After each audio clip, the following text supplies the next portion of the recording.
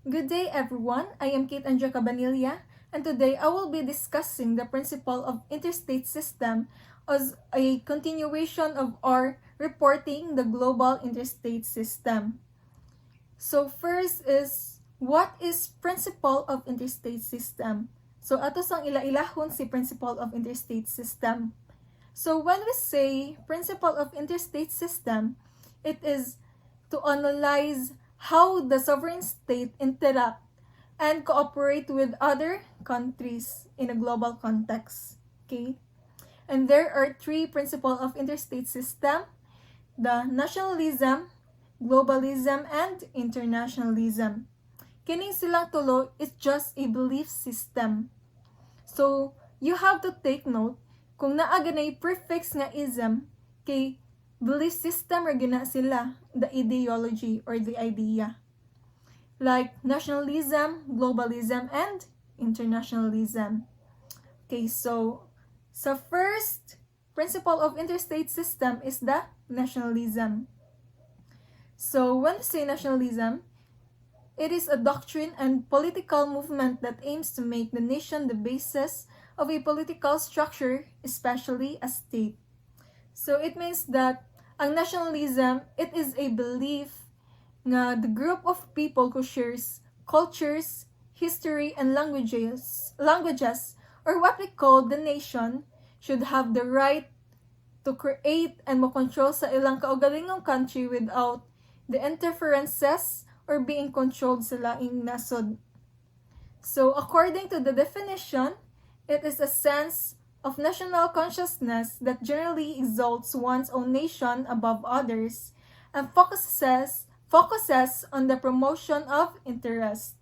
So, nationalism daw, it has a strong feeling of love and loyalty to one's country. Ilang givalue ilang country kumpara sa lain. Like, there is a domination. So, let's say the concept of nationalism is nation before the globe, or nation before the world. Like, they are putting the nation first. Like, na-focus sila kung unsay nakapamaayo silang country. For example, ana is sa trading. So, nationalism is very strict sa ilang trading. So, ngano di ay? That's because they believe manggod nga ang pag-impose og tariffs and quotas is dako kay tabang silang economy. And part of it is sakto. That's true. Diba? Huna-huna akong dako gani ang tax sa trading and limited pa gyud ang mga imported products. Mutaas gyud na ang presyo sa imported products. So why did they think of that idea? So ilan ang nahuna-hunaan because diba kung taas ang presyo sa imported products, ma-encourage ang mga citizen nga mopalit sa local products kaysa imported products. So, favor gyud na sila sa national borders. So, in short, nationalism means loving and supporting your own country. So, the next is globalism versus internationalism. So, we're going to define the concept of globalism, internationalism, at the same time is ato silang i-differentiate. So, globalism. Maguna ta sa globalism. So, globalism is opposite siya sa nationalism. Kung ang concept sa nationalism is putting the nation first, ang globalism is putting the world first. Nag-focus siya sa interconnectedness. So, according to Rodometov, it is an ideology based on the belief that flow of people, goods, and information should flow freely across borders. So, globalism believes nga the world should be open and connected. Like, it give us an idea nga dali ra ma-import o export ang products without minding the national borders. So, globalism, it is a way of thinking nga matanaw na to or view na to ang world as a one big community. Sa nga dali ra maka sud ang mga products dili makasud ang mga tao. So, na siya interconnectedness. Speaking of interconnectedness, kay tungod sa ka-interconnectedness anang globalism, kung na economic crisis sa laing nasod, is maapektuhan ang tanang nasod nga iyang ka-cooperate. For example is, kung ang major producing country sa oil like Russia or Saudi Arabia, kung mo decide ganin na sila nga patasan ang presyo sa oil, dili ira ilang country ang maapektuhan, kundi tanan nasod nga ilang gisupplyan. Mutaas sad ang presyo ana. Okay? So, internationalism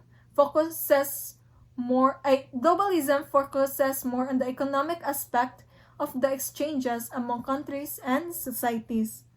So, according to Sargent, ang globalism daw, it is economic-centered because na-focus man gud siya on how countries exchange goods, services, and resources with each other para mapalago ang ilang economy.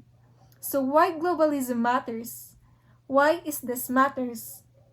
That's because globalism believes that stronger economic connections has a better outcome for everyone. Okay, so the next is nationalism.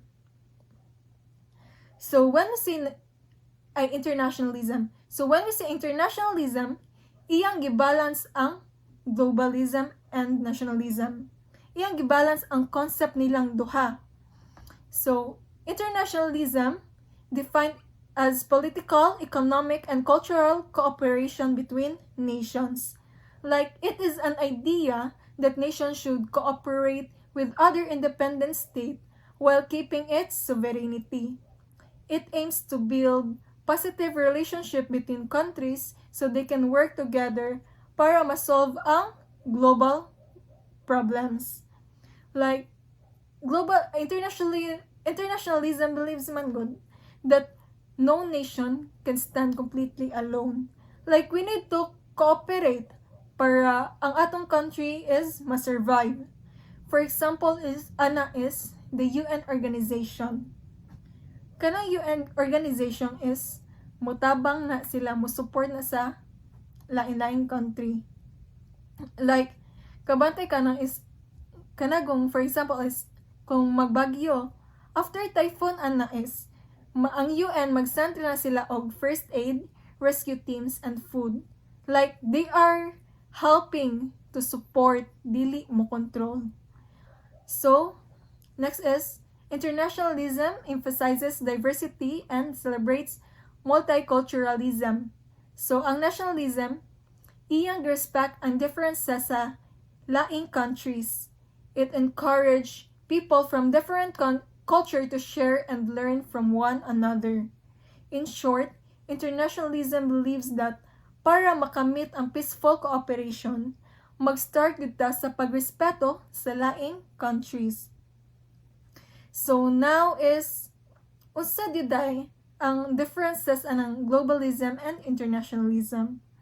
Diba, first of all, these two are a belief system or the idea, right? And mo-cooperate man sad sila, mag-interact. So, unsa gid ang nakanay nila? Kung when we say globalism and good, ang mga countries are dependent. Dependent sila sa usag-usa.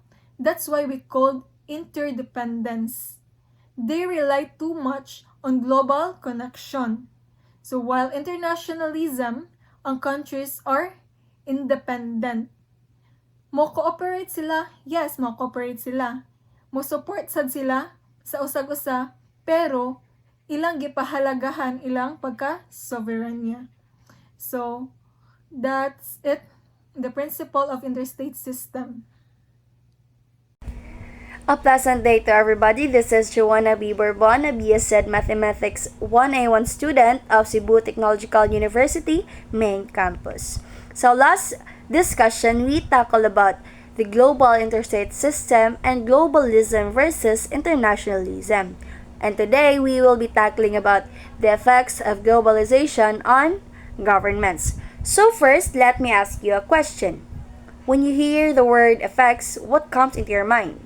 Is it about negative effects or positive effects? So you can type your answers in the comments section. And now let us go back to our discussion, which is discussing about the effects of globalization on governments. As the world becomes more interconnected through politics, trade, and communications, the role of nation states and government are also shifting. So the traditional power of nation states are being reshaped. So when we talk about reshaped, it means na ay nausab or na ay kausaban. So in the past, governments had almost the full control over what happened within their borders. They even have the control in deciding on trade policies, regulating communication, and even managing political relations. However, globalization has blurred these boundaries. So that's what we are going to talk all about today, the effects of globalization on governments. So first, let me start with politics. International organizations and agreements now influence decisions that used to belong only to national governments. So when we talk about international governments, these are what we call United Nations, World Trade Organizations, International Monetary Fund, and so on and so forth. So sa una di ay, these decisions used to belong only to national governments, but because nowadays we have now our international organizations, they now influence national governments when it comes to decision making about politics. So let me give you an example. So the International Monetary Fund often requires countries to implement political and economic reforms in exchange for financial assistance. So para mas masabtan, International Monetary Fund or the IMF kasagaran mag-need di sila or magkinahanglan lang sila isa ka country nga mag-implement or magpatuman anang mga reforms sa politics and economy or economics aron makadawat ta og financial assistant. Diba? These works and or decisions used to belong only to national governments. But because we are in our higher era, we have now our the what we call the international organizations, and they influence kaning mga national governments nato when it comes to decision making about politics, 'di ba? Nagyapon siya effects because sa una di ay kay kanida nga mga decisions kay used to belong only to national governments, but because now na ni sila napatuman na ni sila, they involved when it comes to decision making. And now, let us proceed to trade. Global corporations operate across many countries. Diba, nag-ask ko ganiha, is it positive effect or negative effect? So we can say, trade, it's correct, it's right. Nga, global corporations operate across many countries. But, there's a but. Sometimes, it pressures governments to lower taxes and adjust labor laws to attract investment. So, what does it mean, di? So, here's why. To attract foreign investors, foreign companies prefer countries with flexible labor laws and lower taxes because what? Ngano man kaning mga big companies kay mangita man sila countries nga with flexible labor laws and lower taxes. Ngano? Because it's cheaper and easier to do business. Of course, kaning nga mga companies, they tend to find these countries nga nag-offer og mga flexible labor laws and lower taxes para ilahang business kay mas mapadali gani, 'di ba? For example, a government may allow longer working hours or reduce minimum wage rules to attract factories or call centers. We all know nga kaning mga workers, for example, si kaning call centers, mangita man jud ni sila companies nga nag-offer og lower taxes para mas dako silang madawat when it comes to things sweldo na, 'di ba? The lower the taxes, the more money nga imong ma-receive when it comes kung kanang magsweldohanay na. So that is how trade affects in governments. So lastly, we have our communication. Technology and internet connect people instantly across the globe. Yes, we are now experiencing it today because, for example, natin mga loved ones, friends sa other country or other nga lugar sa Philippines, di ba, maka-communicate man ta nila through technology and internet. So, how does it affect man governments? It reduces the ability of governments to control the flow of information. So, what might possibly happen to us? It means daghan ng mga scammers, mga fake news, mga negative informations ang atuang madawat. Diba? Kabantay mo sa inyong mga SIM, sa inyong mga messages, daghan na kayong mga scammers nga mag-send. It's because ang national governments, dili naman sila in control sa atong communication. Dili na sila ang ga-control sa flow sa communication. And that is why na siya effect dili lang kayo sa governments but also sa ato ang mga tao diri sa ato ang countries. Kay kita may makadawat sa information, di ba? So that means nga kato nga information might be true or not. Unlike sa una nga ang national government siya jud ang nag-control ani. So makaingon jud ta nga hala this kana information are reliable man jud kay ang national governments nagoy nagpagawas ana. So makaingon jud ta nga tinuod na siya. Pero karon because of globalization, ang atong communication kay kanang nagka-higher na gani siya. So it means dili na gyud full control ang national governments, dili na nila control ang flow sa information. So that is why nga nadyo siya effect not just only sa governments but also to us people in the country. Kay kita may ma-receive sa mga messages and also sa mga informations kita ba ang maka-receive. So kita jud ang makabasa first and kita jud ang maapektuhan sad ana. Thus, national and local policies are not only based on local context but also international and global reality. So dili lang kay siya may tabo sa tua but also in the other countries. So one example of a global treaty is the Montreal Protocol on substances that deplete the ozone layer. So when we talk about deplete, it is about use up the supply or resources of. So now we will be tackling about the Montreal Protocol on substances that deplete the ozone layer. Aims to phase out the production of numerous substances responsible for ozone depletion, signed in August 26, 1987 with 46 country signatories. So the Montreal Protocol of 1987 is an international treaty signed by 46 countries to phase out harmful chemicals like CFCs or chlorofluorocarbons that destroy the ozone layer. So this Montreal Protocol is it tackle about to phase out harmful chemicals like CFCs para mas ma-lessen ang pag-destroy sa ozone layer. So kanidang CFCs is kanang high de kani siya impact when it comes to ozone layer kay maka-destroy good siya sa atong ozone layer. And definitive evidence of the Montreal Protocol success was discussed by NASA and projected that ozone levels will return to 1980 levels by 2032. So NASA's studies showed its success, predicting that ozone levels will recover to 1980 levels by 2032. So I don't know if you've seen this, but there was a page nga nagpost about this nga yes, their studies are successful nga in 2032 we will recover from to 1980 levels by 2032. Yes, and let's just wait for that because the NASA ang ilang studies kuno was very successful that they predicted that nga atong ozone layer or atong ozone levels will recover na.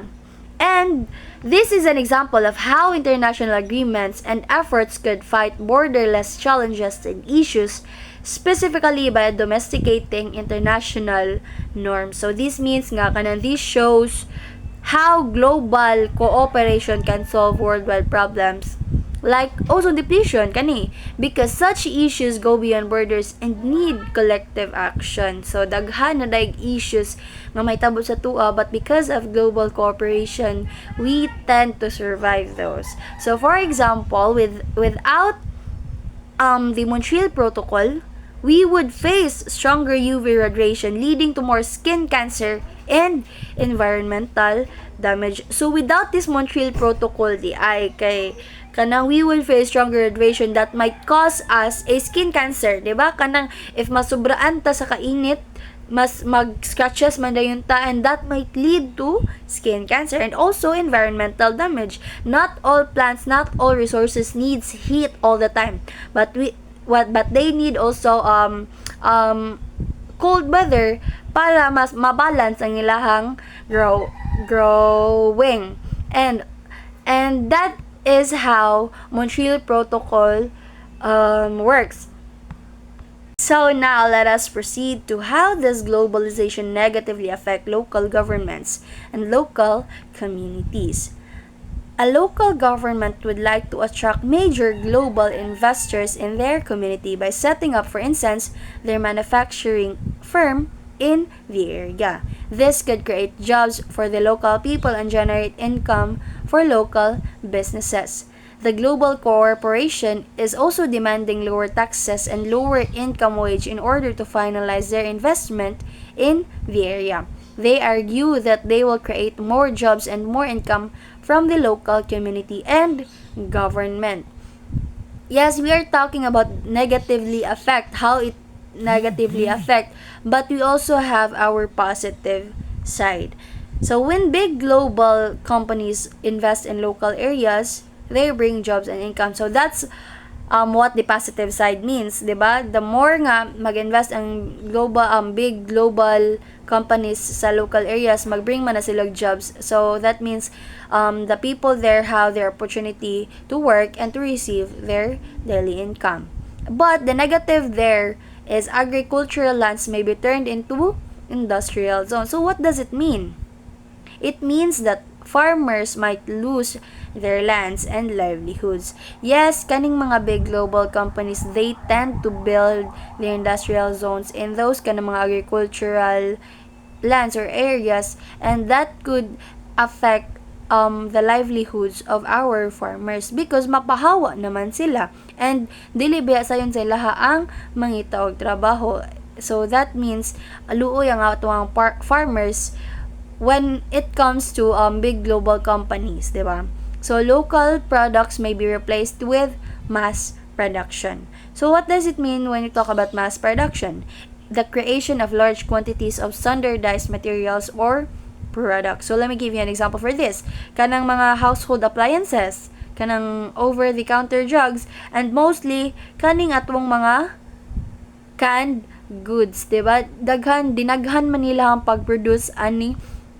So they might be atong mga local products might be replaced with mass production. And lastly, corporations demand lower taxes and wages, which means less income for workers and government. 'Di ba? Kanang the more nga magdemand sila og lower taxes and wages, mas malas man ang income sa atong workers and governments. So, for example, ani kay, if a foreign factory is built in a farming town, jobs are created. Yes, it is true. But farmers are displaced. Mapahawa ang mga farmers. Ma-displace sila. And wages may be unfairly low. So, na-juday affect no ang kaning mga big companies, mga foreign factory sa tuang mga local areas. And that explains how does globalization negatively affect local governments and local communities. So that would be all for my discussion, and I hope you learned something about it. That would be all. Thank you. So, a pleasant morning to you all. I am Christian Lubutal and I am a reporter of Group 3.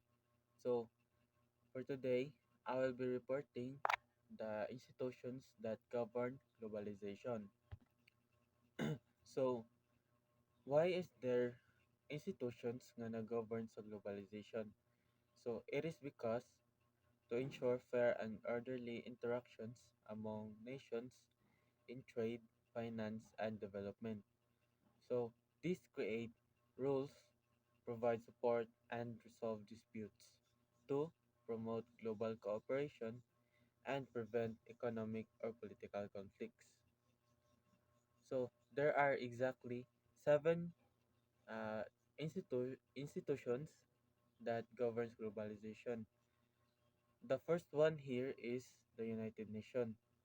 So, the United Nations is an international organization founded in 1945 to promote peace, security, human rights, and cooperation among countries.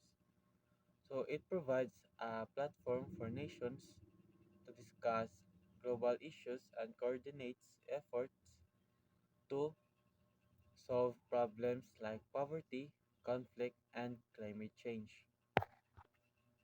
So the next one is the World Bank. So the World Bank provides uh, financial and technical assistance to uh, to develop countries to help reduce poverty and ensure support economic growth, and they fund projects. They fund a lot of projects such as building infrastructure, improving education, and promoting sustainable development. So the next one is the World Trade Organization, or WTO. So the WTO oversees global trade rules to ensure that trade flows smoothly, fairly, and predictably among member countries. It helps settle trade disputes and promotes free trade by reducing barriers like tariffs and quotas. So because of this, uh, traders will have smooth operations because there are no barriers like tariffs and quotas. So next one is the International Monetary Fund, or the IMF. So the IMF promotes global economic stability by monitoring economies, providing policy advice, and offering financial assistance to countries in crisis. So their goal is to prevent financial crisis and support economic growth and stability. So let's move on to the next one. So the next one is the Organization for Economic Cooperation and Development, or OECD. So the OECD is a group of countries that work together to promote economic growth, trade, and good governance. So they conducted research and share policy recommendation to help governments create better lives for their citizens. So the next one is the World Health Organization, or WHO.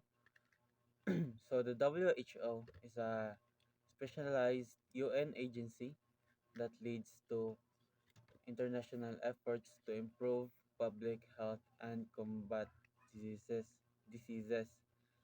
So it coordinates responses to global health emergencies and support countries in strengthening their healthcare systems. So that's for the WHO.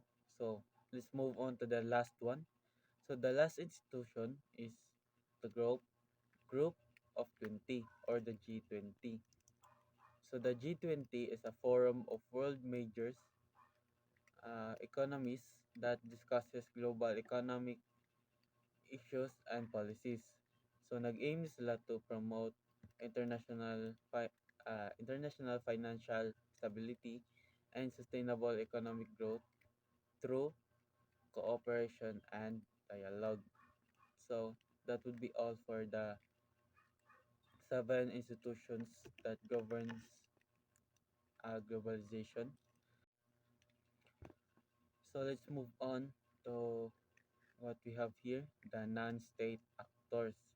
So unsa man ang non-state actors? So they are the organization or individual that influence international relations and global issues, but they are not alliance with any government. So they include groups like cooperations, non-governmental organization, or the NGOs, and even even terrorist organizations that cooperates across border and affect global policies and decision. Ang example na nila is the MNCs, PNCs, IGOs, and NGOs. Money ang mga non-state actors. So let's move on to the last of our topic, the institutions that govern international relations and affairs. So, ano naman ni sila?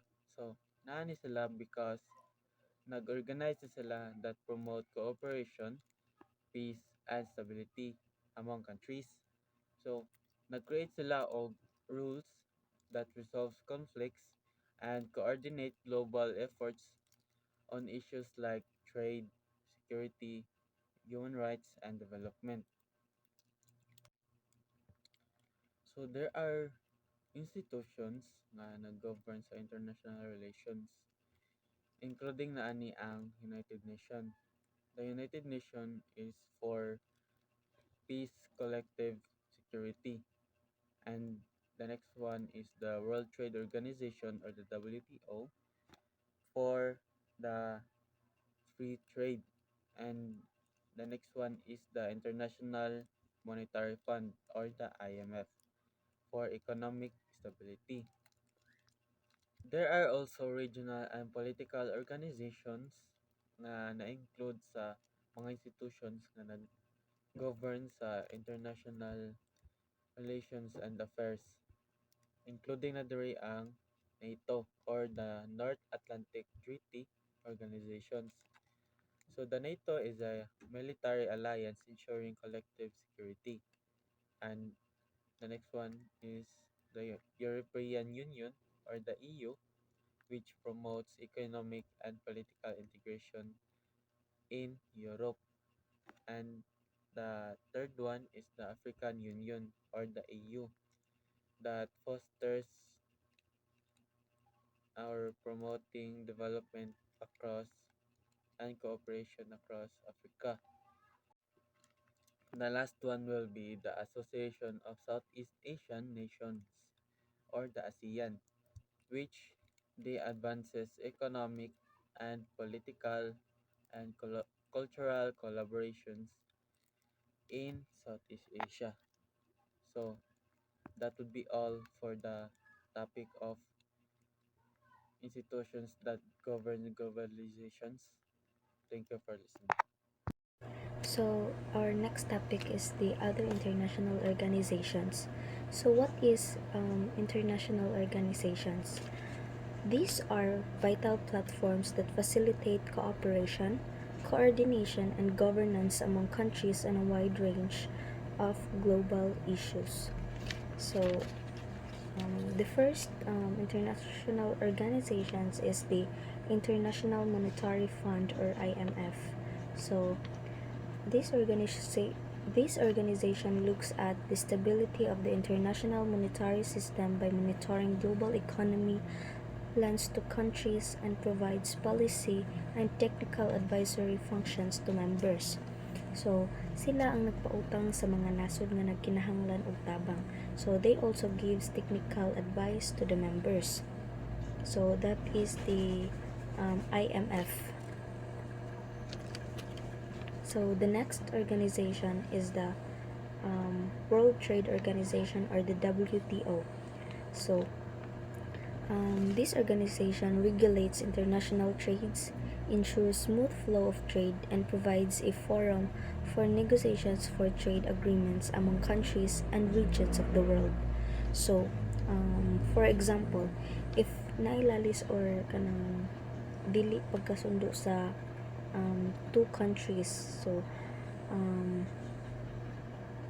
naa sila dili pagkasundo sa ilang patakaran or kalakalan, ang WTO ang mutabang para mahusay ang duha ka nasod ug para ma-maintain nila ang hapsay sa pagkalakalan.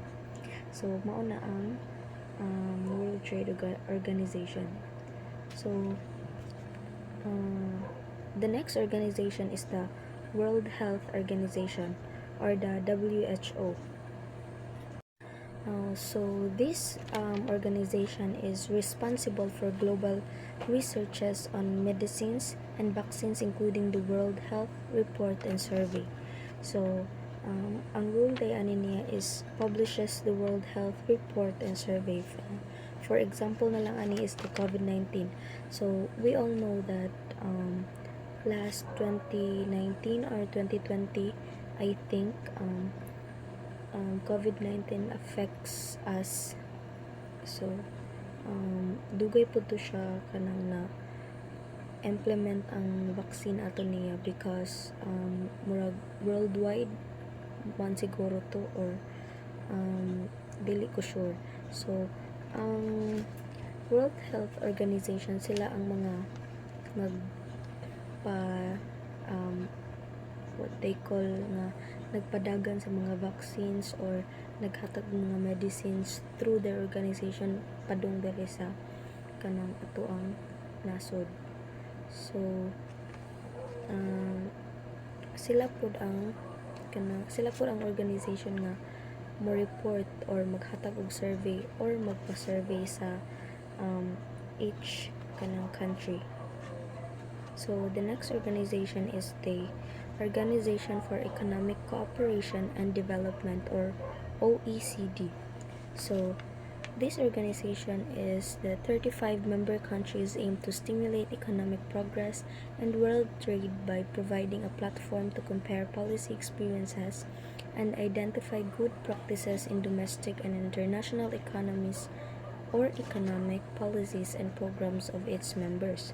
So the role of this organization is to share policy experiences, seeks to identify good practices in domestic and international economic policies and programs. So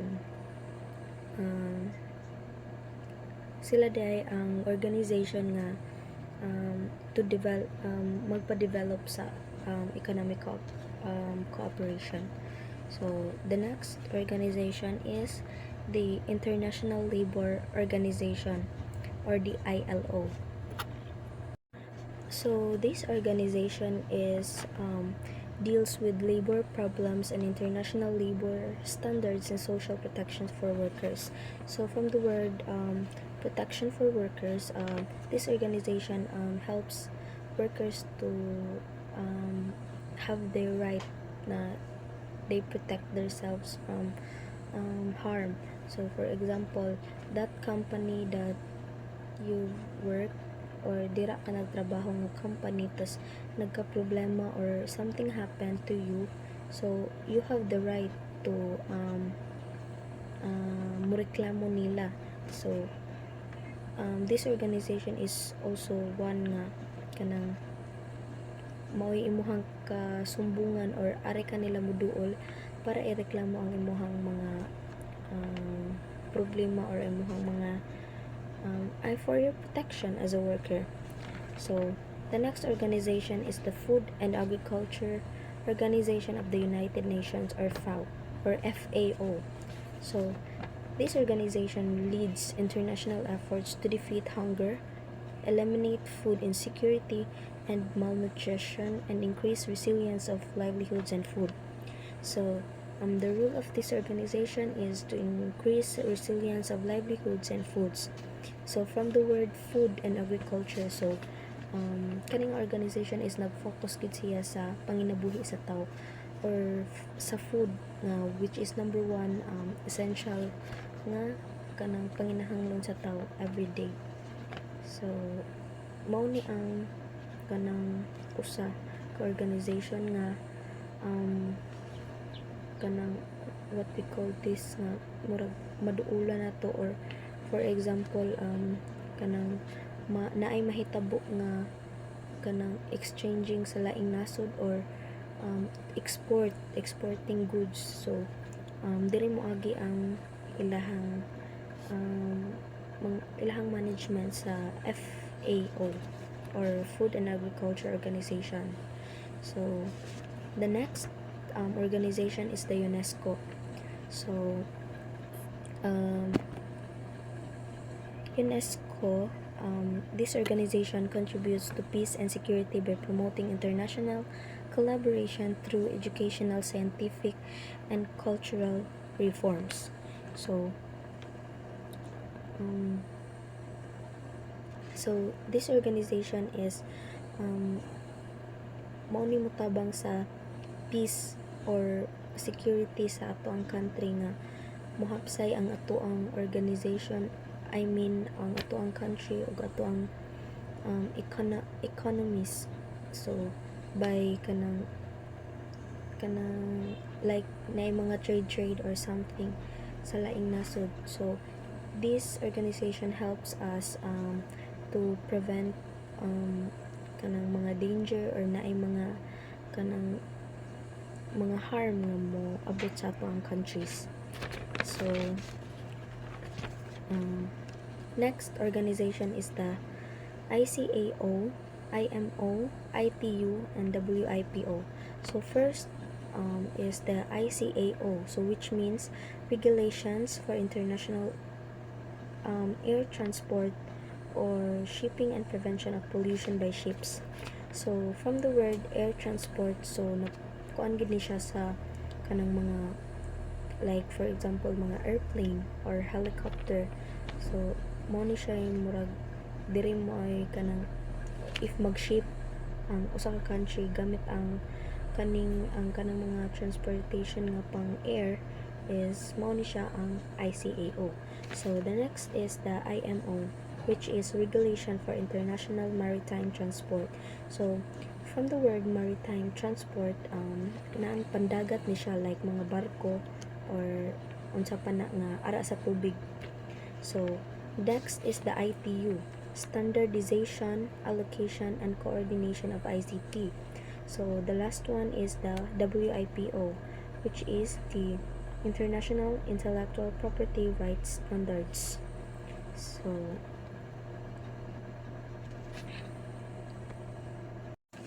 maura to ang mga international organizations nga will help us sa ato ang countries. So what is the importance di ay sa international organizations sa ato ang country or even in other country? So their importance can be summarized across several key areas.